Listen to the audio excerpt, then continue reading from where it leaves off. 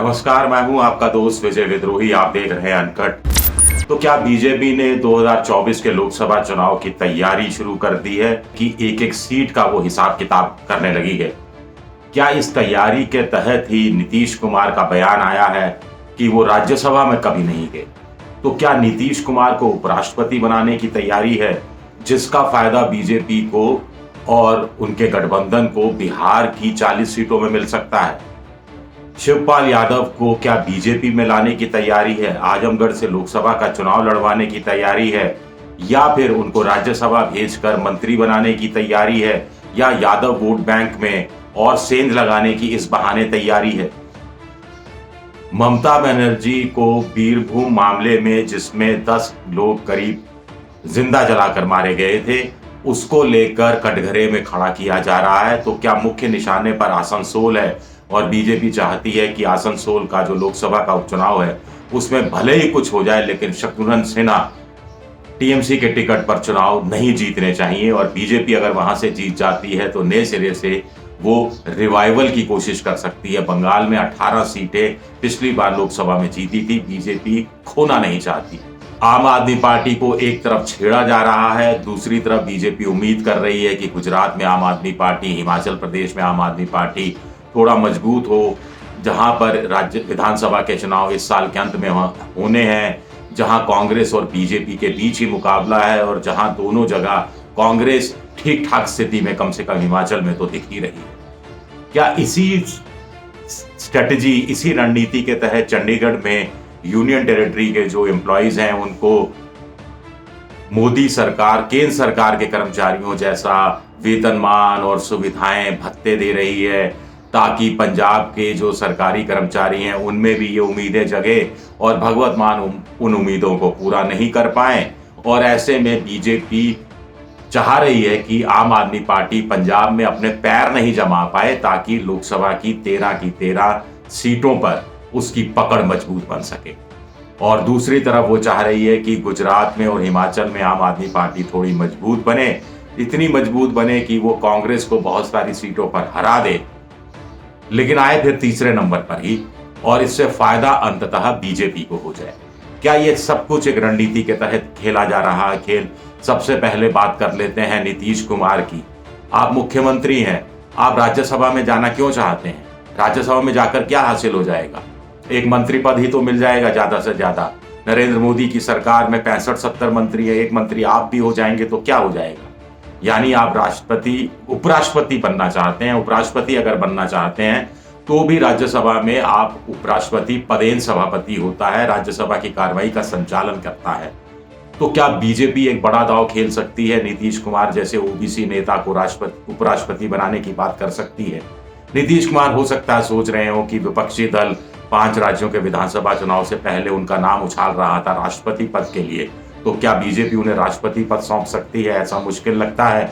लेकिन बीजेपी को भी लगता है कि सबसे ज्यादा सीटें, अब 77 सीटें हो गई हैं उनकी, आरजेडी से भी ज्यादा विधानसभा बिहार में सीटें हो गई हैं, तो उनको लगता है मुख्यमंत्री पद पर उनकी दावेदारी है, नीतीश कुमार की पारी खत्म हो गई है, इनको उपराष्ट्रपति पद हो सकता है संभालना चाहिए, जिससे ओबीसी राजनीति को नए सिरे से उत्तर भारत में, कम से कम उत्तर भारत का बिहार जहां 40 लोकसभा सीटें और 80, उत्तर प्रदेश जहां 80 सीटें यानी 120 सीटों में भुनाने की कोशिश बीजेपी क्या कर सकती है? इसी के तहत क्या नीतीश कुमार का ये सोचा समझा बयान है, या एक दिल्ली हसरत है जो उनकी बाहर निकलकर सामने आ रही है? ये एक बड़ा सवाल है, इस पर भी सोचा जाना चाहिए। आगे हम बात करें शिवपाल यादव की, तो अगर आजमगढ़ का लोकसभा उपचुनाव जो सीट खाली की अखिलेश यादव ने, वहां से शिवपाल यादव चाचा अखिलेश यादव के बीजेपी के टिकट पर जीतते हैं और सीट निकाल ले जाते हैं बीजेपी के टिकट पर, तो आजमगढ़ यानी जो यादवों की एक बेल्ट का एक महत्वपूर्ण गढ़ है, उसको ध्वस्त कर देगी बीजेपी, उसको तोड़ फोड़ करके कर देगी बीजेपी। अगर उनको राज्यसभा भी भेज देती है और मंत्री भी बना देती है, तो यादव वोट बैंक में सेंध मारने में कोई कोर कसर नहीं छोड़ेंगे शिवपाल यादव, और इसका फायदा बीजेपी को लोकसभा चुनाव में हो सकता है। बीजेपी मानकर चल रही है कि इस समय उत्तर प्रदेश में पिछली बार की तरह जितनी सीटें वो जीती थी लोकसभा में, वो जीतना आज की तारीख में मुश्किल है, लेकिन उसको स्तर को बना के रखना है। बीजेपी किसी भी सूरत में नहीं चाहती कि ऐसा ना हो कि उनकी सीटें 50 से भी कम हो जाएं उत्तर प्रदेश के अंदर। इसलिए वो शिवपाल यादव का भी दांव लगाने की सोच रही है।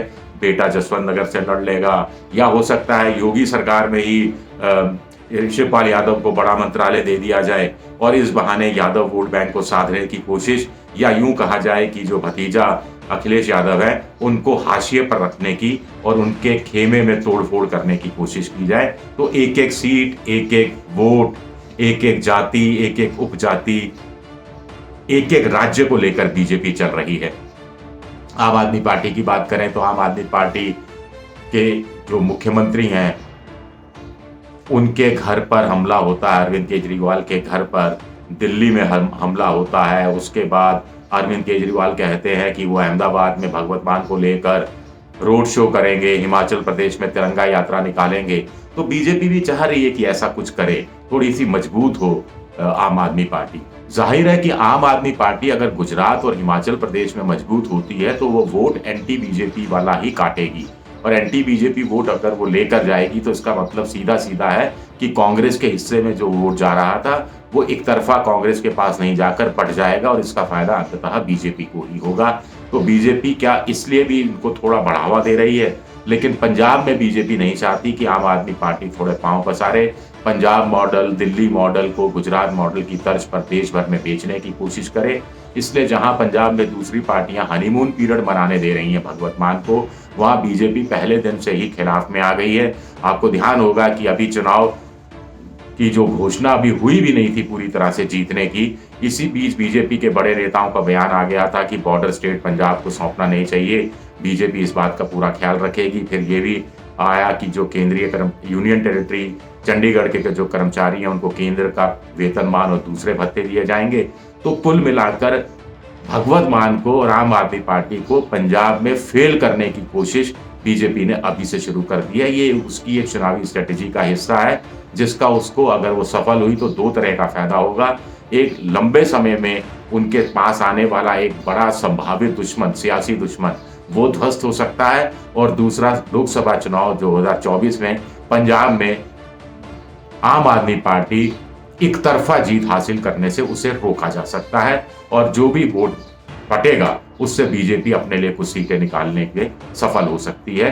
तो कुल मिलाकर ये कहानी यहां लगती है।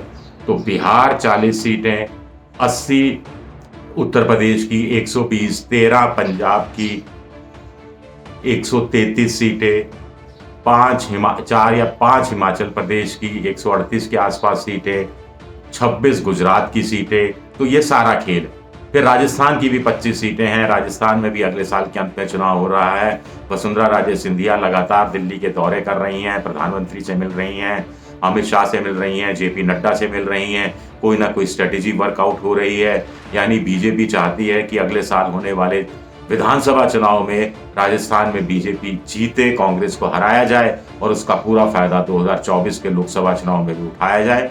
हालांकि 2014 हो या 2019 हो, 25 की 25 सीटें लोकसभा की राजस्थान की बीजेपी ने जीती है। तो एक लंबी सोची समझी रणनीति के तहत बीजेपी इसी सिलसिले में बढ़ रही है। अब आगे आने वाले 2-3 महीने बताएंगे कि क्या नीतीश कुमार उपराष्ट्रपति हो जाएंगे, क्या शिवपाल यादव बीजेपी में शामिल हो जाएंगे, क्या आम आदमी पार्टी को और ज्यादा पंजाब में सताया जाएगा, या आम आदमी पार्टी और बीजेपी के बीच में और ज्यादा तलवारें खिंचेंगी, क्या आम आदमी पार्टी गुजरात और हिमाचल में पैर अपने और ज्यादा प्रसार करवाएगी, क्या वसुंधरा राजे सिंधिया को राजस्थान को लेकर एक, या तो उनको मुख्यमंत्री का संभावित उम्मीदवार घोषित किया जाता है, या फिर कोई और फार्मूला, शांति सुलह का फार्मूला निकलता है कि वो राज्यपाल बनकर चली जाएं और बेटा उनका केंद्रीय मंत्रिमंडल में स्थान पाले। कुछ इस तरह की बात हो सकती है। ये अगले कुछ महीने में तय होगा। लेकिन एक पार्टी, सबसे बड़ी बात है, जो पिछले चुनाव में 302 सीटें जीतती है अपने दम पर, साथियों के दम पर 350 सीटें जीतती है, वो अभी से इन कोशिशों में लग रही है। और उधर विपक्ष क्या कर रहा है, विपक्ष के साल में है, कांग्रेस के साल में है, आप देख रहे हैं। तो ऐसे कैसे मुकाबला करेंगे, ऐसे कैसे मोदी हटाने की मुहिम में विपक्ष कामयाब हो जाएगा, आप सोचिए तो सही। शुक्रिया।